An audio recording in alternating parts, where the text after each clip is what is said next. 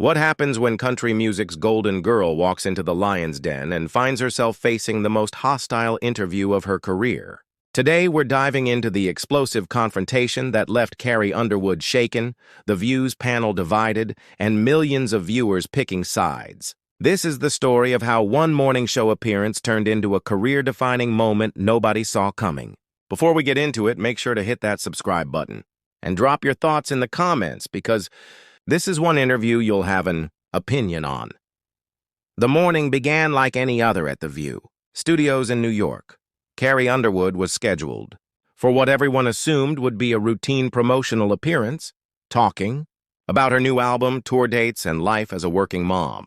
Producers booked her for her mainstream appeal, hoping her presence would bring in viewers during a crucial ratings period. Whoopi Goldberg opened the show with her signature humor, introducing the panel and teasing their guest. Joy Behar, sharp-tongued as always, seemed unusually animated. Sunny Hostin shuffled through her notes with purpose. Alyssa Farrah Griffin and Sarah Haynes settled into their seats, and the opening chatter was lighthearted. Holiday plans, recent entertainment stories. But something was off. There was an undercurrent of tension.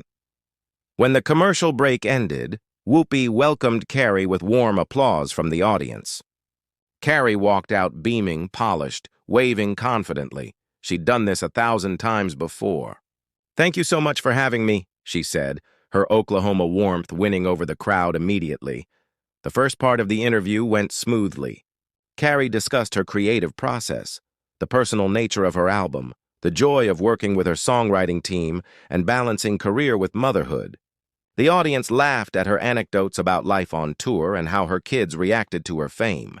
Everything felt like a textbook morning show segment, safe, polished, uncontroversial. Then Joy Behar leaned forward. "Carrie, we're excited about your music," Joy began, her tone light but with an edge. "But your songs resonate with a pretty specific demographic, country fans mostly in rural parts of the country. How do you feel about the responsibility that comes with that influence?" Carrie's smile faltered slightly, but she answered diplomatically. "I've always believed music should bring people together.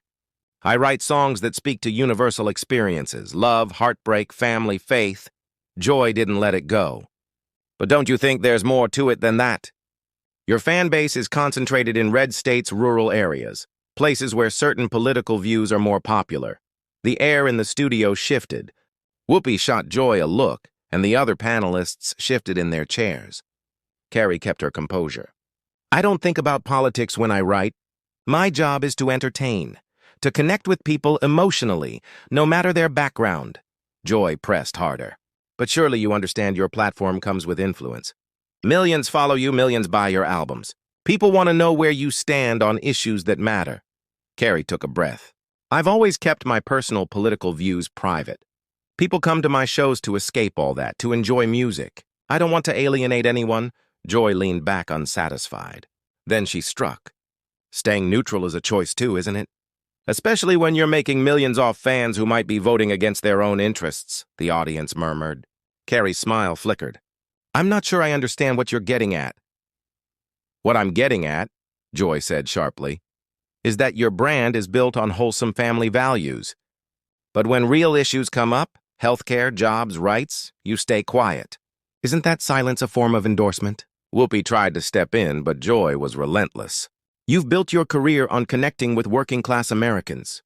But when those same people are misled about elections, vaccines, climate change, you just stay in your lane and count your money." Carrie's voice hardened. "With respect, Joy, I think you're making unfair assumptions about me and my fans.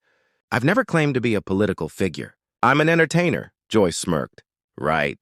Just an entertainer whose concerts are basically Trump rallies with better music," the audience gasped. Sarah Haynes looked horrified. Sunny Hostin's eyes widened. Carrie straightened in her seat. "That's unfair. My fans come from all walks of life. I've performed for troops overseas, at disaster relief fundraisers, at charity events. To suggest I encourage extremism is wrong and hurtful." Joy leaned in. "But silence sends a message, Carrie. When you don't speak out against wrongs, people interpret it as support." "My silence is respect," Carrie shot back, her accent sharpening with emotion. Respect for my fans' intelligence. They don't need me to tell them how to vote. Joy laughed coldly. Intelligent? The same people who think vaccines contain microchips? Who believe elections are stolen? Carrie's eyes flashed. You wanted me to let her finish, Whoopi? Fine, let's hear exactly what Joy thinks about millions of people who support my music. Joy didn't hesitate. I think you stay quiet because you know the truth about your fan base.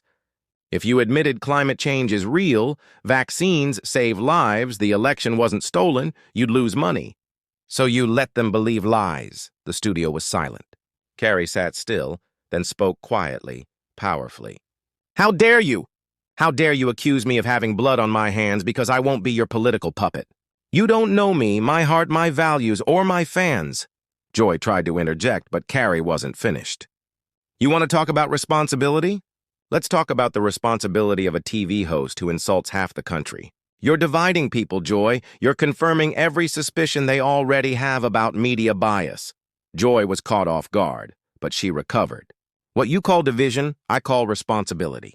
When misinformation kills people, when democracy is under attack, silence costs lives. Your neutrality has a body count, gasps echoed in the studio. But Carrie didn't crumble. She leaned forward, calm but furious. You accuse me of having blood on my hands. That's beyond unfair, it's slander. My responsibility is to my art, my family, and treating my fans with respect, not parroting political talking points. You dismiss millions of people as stupid because they don't think like you. And you wonder why they don't trust you, Joy faltered. Carrie pressed harder.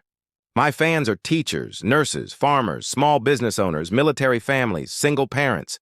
They've been talked down to by politicians, media, celebrities for years. And then they turn on this show and hear you calling them stupid or dangerous.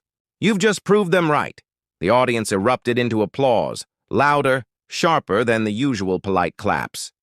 Some cheered, others sat stiffly, but everyone was locked in. Joy muttered, I wasn't insulting anyone. I was asking questions. No, Carrie replied, steel in her voice. You tried to bully me into being your political spokesperson.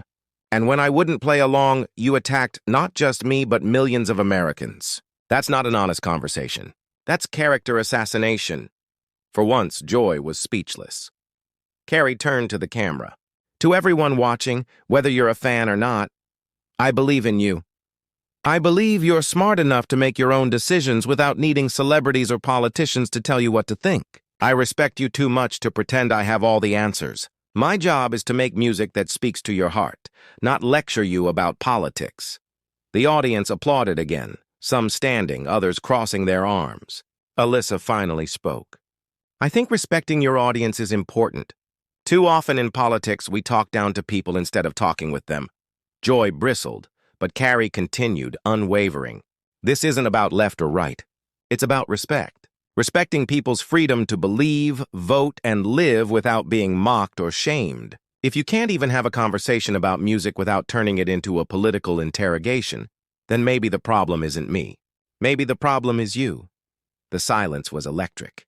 Carrie rose, shook hands with the panel, even Joy reluctantly, and thanked them for having her. As she walked off stage, the audience erupted once more, this time divided but passionate. What began as a routine promo appearance had become one of the most explosive interviews in The View's history. Carrie Underwood had walked into hostile territory and emerged stronger, showing that sometimes the boldest political statement is refusing to be political at all. So what do you think? Should celebrities use their platforms for politics? Or do you respect those who stay focused on their art? Let me know in the comments below.